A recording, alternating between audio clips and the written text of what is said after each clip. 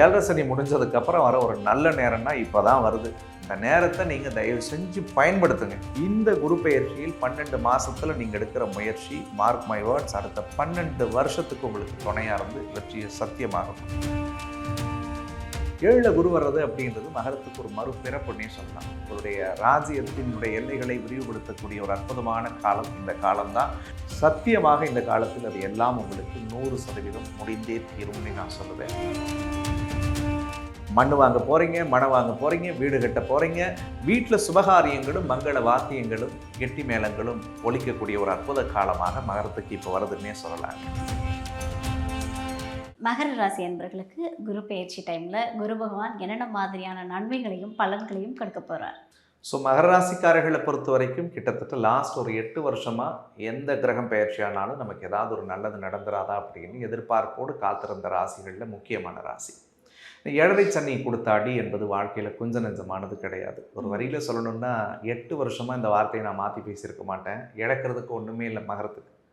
பொண்ணு இழந்திருக்கணும், அல்லது பொருள் இழந்திருக்கணும், அல்லது உயிரை இழந்திருக்கணும்னு சொல்லுவாங்க. உடமைகளை இழந்தீங்க, உறவுகளை இழந்தீங்க, அன்பானவங்களை தொலைச்சிங்க, நிறைய நம்பிக்கை துரோகம், நிறைய ஏமாற்றம், நிறைய இழப்புகளோடு தான் வாழ்க்கையே கடந்து போச்சு. இதிலேருந்து ஒரு வாழ்க்கையில் தெளிவு கிடைச்சிடாதா அப்படின்னு நீங்கள் ஏங்கி தவிக்கும் போது தான் 7ரை சனி போன மார்ச் 6ஆம் தேதி உங்களுக்கு முழுமையாக முடிஞ்சது. சனி முடிஞ்சாலும் 6ல் குரு இவங்களை படுத்துச்சு. 6ஆம் இடம் என்பது கடன் வாங்காத மகர ராசி கடன் வாங்குச்சு. உடல் ரீதியாக மன ரீதியாக ஆரோக்கியமாக இருந்த மகர ராசி கூட கடந்த ஒரு வருடத்தில் இந்த 6ல் குரு வந்ததிலிருந்து உடலும் மனமும் சோர்வடைந்து காணப்பட்டார்கள். அவர்களுக்கு 6ல் இருந்த குரு இப்பொழுது 7ஆம் இடத்துக்கு வரார். 7ல் குரு வர்றது அப்படின்றது மகரத்துக்கு ஒரு மறுபிறப்புன்னே சொல்லலாம். கிட்டத்தட்ட 12 வருஷத்துக்கு பிறகு மகர ராசிக்கு ஒரு மிகப்பெரிய பொற்காலம் தொடங்குகிறது. உங்களுடைய ராஜ்யத்தினுடைய எல்லைகளை விரிவுபடுத்தக்கூடிய ஒரு அற்புதமான காலம் இந்த காலம்தான். நான் சொன்ன ராஜ்யம் என்பது உங்களுடைய வாழ்க்கையினுடைய சிந்தனைகளுடைய எல்லைகளை நீங்கள் விரிவுபடுத்தலாம். நேத்திக்கு எதெல்லாம் முடியலைன்னு நினச்சி வருத்தப்பட்டீங்களோ சத்தியமாக இந்த காலத்தில் அது எல்லாம் உங்களுக்கு 100% முடிந்தே தீரும்னு நான் சொல்லுவேன். முதல் விஷயமா 7ல் வரக்கூடிய குரு ராசியவே பார்க்கறதுனால குரு சந்திர யோகம் ஏற்படுகிறது. உடலும் மனதும் தெளிவடைய போகிறது. உடம்புல பிரச்சனை சார், மனசில் பிரச்சனை சார், ஒரு மனநோயாளி மாதிரி நான் வாழ்ந்துட்டு இருக்கேன் சார், இன்ஃபீரியாரிட்டி தாட்ஸ் எனக்குள்ளே அதிகமாக இருக்குது சார், என்னால் செயல்படுத்த முடியலையோ, எனக்குள்ளே திறமை இருக்குது, தகுதி இருக்குது, ஆனாலும் என்னால் எதுவுமே பண்ண முடியல, நமக்கு தகுதியே இல்லாதவனும் அப்படின்லாம் மகர ராசி நிறைய புலம்பியிருப்பாங்க. அது உங்கள் சிந்தனைலாம் கிடையாது, உங்கள் நேரம் உங்களை அப்படி பண்ணுச்சு. அந்த குரு வந்ததுக்கப்புறம் பாருங்கள், உங்களுடைய எண்ணங்கள் எல்லாம் மாறுபடும், சிந்தனைகள் மாறுபடும், தெளிவு எல்லையற்ற விரிந்து யோசிப்பாங்க. அப்போ நீங்கள் தொட்டதெல்லாம் தொடங்கக்கூடிய காலம். எதை நோக்கி நீங்கள் பயணிக்கிறீர்களோ, எதை நீங்கள் விரும்புகிறீர்களோ அதை அடைவீர்கள். அந்த விருப்பத்தை எதுன்னு நீங்கள் முடிவு பண்ணுங்க. அது பேரா, புகழா, செல்வமா, செல்வாக்கா, அந்தஸ்தா, கௌரவமா, பதவியா, எதுவாக இருந்தாலும் சரி, மகரத்துக்கு அது அத்தனையும் கிடைக்கக்கூடியதாக இருக்கும். குறிப்பாக 7ஆம் இடம் அப்படின்றது திருமணஸ்தானம், மனைவி ஸ்தானம், காதலை குறிக்கிற இடம். அப்போ 7லே குரு உச்சமடையும் பொழுது காதல் கைகூடக்கூடிய காலம் மகரத்துக்கு. கல்யாண வயசில் இருக்கிறவங்களுக்கு கல்யாணம் நடந்துடும். காதலர்கள் பிரிஞ்சு வாழ்ந்தால் கூட திரும்ப சேருவாங்க. சார் காதலிச்சுக்கிட்டே இருக்கேன் சார், 10 வருஷமாக வீட்டில் ப்ரப்போஸ் பண்ணுறேன், எங்களுக்கு நடக்கவே இல்லை, ஒத்துக்க மாட்டுறாங்கன்னா தானாக இது சம்மந்தம் கிடச்சிரும். பொருத்தம் இல்லைன்னு எங்களை பிரிச்சுட்டாங்கன்னா கூட திரும்ப சேரக்கூடிய வாய்ப்புகள் அவங்களுக்குள்ளே இருக்குங்க. அதே மாதிரி கணவன் மனைவியாக கருத்து வேறுபாடோடு பிரிஞ்சு வாழ்ந்தவங்க ஒன்றா சேரக்கூடிய காலங்களை ஏற்படுத்தும். ரொம்ப குறிப்பாக 7ரை சனியில் கல்யாணம் பண்ணி வாழ்க்கையை தொலைச்சிட்டேன் சார், எனக்கு அடுத்த வாழ்க்கை கிடைக்காதா அப்படின்னு ஏக்கத்தோடு வாழ்ந்த சிங்கிள் பேரண்ட்டுக்கு இந்த வருஷத்தில் கல்யாணம் நடக்கும். அவங்க மனசுக்கு பிடிச்ச வாழ்க்கை கிடைக்க போது உங்கள் மனவழிகள் எல்லாம் மாறுபட போகிறது. குறிப்பாக குடும்பத்தை தொலைச்சி வாழ்ந்த மகர ராசிக்கு குடும்பத்தில் நிம்மதியும் அமைதியும் சந்தோஷமும் தெளிவும் கிடைக்கும். படிக்கக்கூடிய மாணவர்களுக்கு கல்வியில் முன்னேற்றம் கிடைக்க போகிறது. உங்களுடைய வார்த்தைக்கு மிகப்பெரிய பலத்தை கடவுள் தரப்போகிறாரு. ஃபைனான்ஷியல் டெவலப்மெண்ட் பயங்கரமாக இருக்கும். இந்த 8 வருஷத்தில் நிறைய இழந்தீங்க. இழந்ததெல்லாம் சேர்த்து வச்சுருந்தாலே ஒரு வீடு வாங்கியிருக்கலாமே, ஒரு வண்டி வாங்கியிருக்கலாமே, ஒரு 10 பவுன் நகை எடுத்துருக்கலாமேலாம் புலம்புனீங்க இல்லையா? கவலைப்படாதீங்க. எதெல்லாம் நீங்கள் இழந்தீங்களோ கண்டிப்பாக கடவுள் அது திரும்ப கொடுக்க போகிறார்.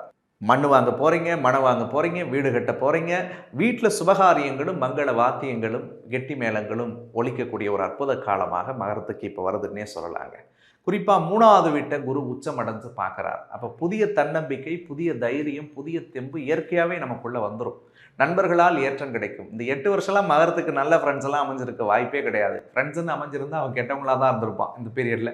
நீங்கள் உங்களால் வளர்த்து விட்டுட்டு, உங்களால் உருவாகி, உங்களால் அனுகூலத்தை பார்த்துக்கிட்டு உங்களை விட்டு விலகி போயிருப்பாங்க. ஆனால் நீங்கள் யார்? கர்ணன் மாதிரி. துரியோதனன் கூட இருந்து கர்ணன் எப்படி போராடினாரோ அதே மாதிரி நட்புக்கு இலக்கணமாக வாழ்ந்துட்டு பழி அனுபவிச்சிருப்பீங்க. ஆனால் அந்த சிக்கல்கள் இனிமேல் மாறும். நல்ல நண்பர்களும் நல்ல உறவுகளும் மகர ராசியை தேடி வரும். அம்மாவோட இருந்த முரண்கள் எல்லாம் சரியாகும். சொந்த ஊர், சொந்த மாநிலம், சொந்த நாட்டுக்கு போகணும்னு நினச்சவங்களுடைய கனவுகள் வெற்றி அடையும். உங்கள் எல்லையிலே நீங்கள் உங்கள் கொடியை நாட்ட போகிறீங்க. அதே மாதிரி திருமணமாய் குழந்தை பாக்கியம் இல்லைன்னு நினச்சவங்களுக்கு புத்தர பேரு கடவுள் புண்ணியத்தில் கிடைக்கும். சார் 7.5 சனியில் நிறைய கோயில் குளத்துக்கு போய் சாமி முட்டி எங்களுக்கு ஒன்றுமே நடக்கலை அப்படின்னு புலம்புறவங்களுக்கு எல்லாம் நீங்கள் ஏற்றிய அத்தனை தீபங்களும் இப்போ பதில் சொல்ல ஆரம்பிக்கும். நீங்கள் எதெல்லாம் பிரார்த்தனையாக வச்சு அழுந்திருப்பீங்களே எத்தனை நாள் சாமி கிட்ட, நீங்கள் கேட்டதெல்லாம் கிடைக்கக்கூடிய காலமாக இருக்கும்.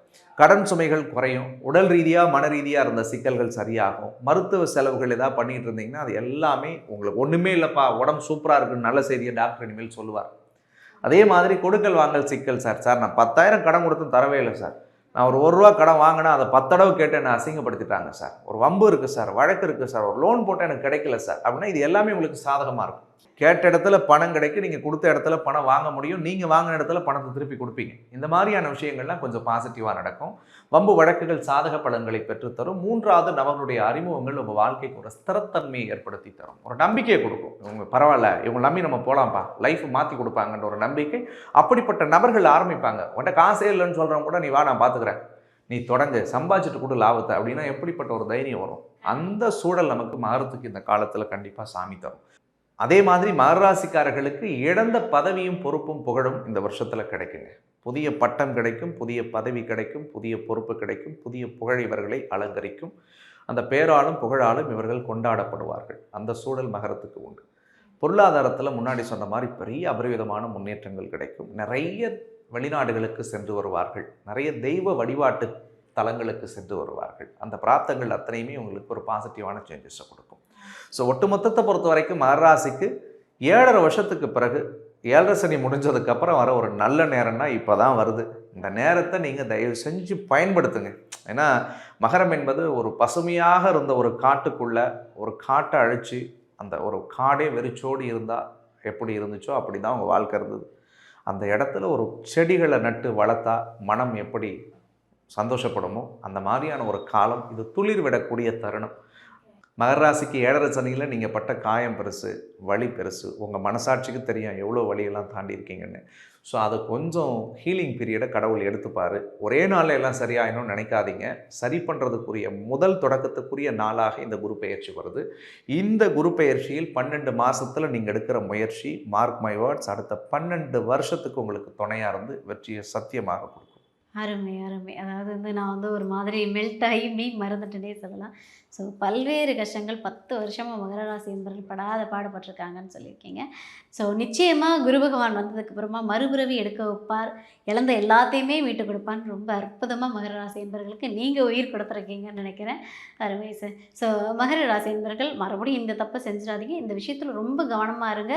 குரு பகவான் எல்லாமே நல்லதாக செய்வார்னா என்ன விஷயத்தில் கவனமாக இருக்கணும்? மகரம் அன்பாக சொல்லணும்னா வார்த்தையை கட்டுப்படுத்தணும், வாயை கட்டுப்படுத்தணும். ராகு 2ல் இருக்கும் பொழுது நீங்கள் இயல்பாக பேசுகிற குணம் இல்லாமல் இருந்தாலும் அந்த ராகு உங்களை சும்மா விடாது. எதையா ஒன்று பேச வச்சுக்கிட்டே இருக்கும்.